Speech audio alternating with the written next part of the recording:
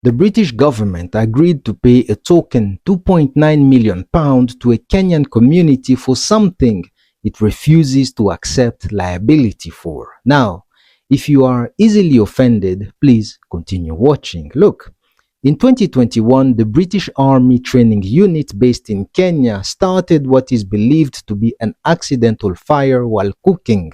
It's a fire that devastated local wildlife and caused health problems, destruction of property, including the loss of livelihood in the local community, plus extensive environmental damage by destroying nearly 10,000 acres of land at a privately owned conservancy center that is home to a range of wildlife animals, including endangered species. You see, the damage was so severe that experts estimate that the land won't fully recover until at least 2060. Now, the 2.9 million British pound from British taxpayers who never asked for this will be given as an ex gratia payment to the 7,723 Kenyan victims who filed for complaints against the British Army.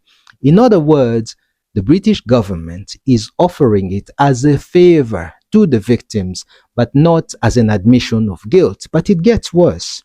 After 4 years of fighting, the compensation won't even be equally shared because it is estimated that each victim will receive at least £126.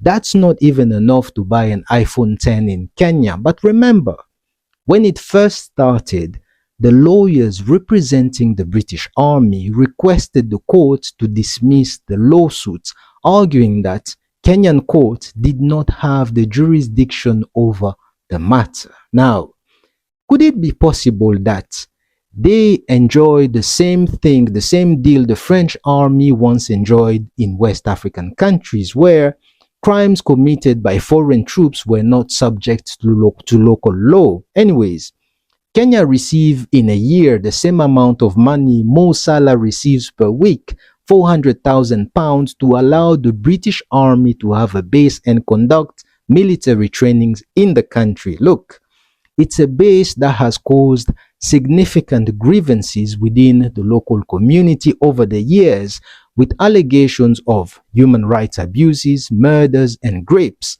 But unlike politicians, the community no longer seem to welcome its presence. Honestly, I feel sorry for the taxpayers and the victims, but I don't blame the British Army for doing what the Kenyan government allows them to get away with.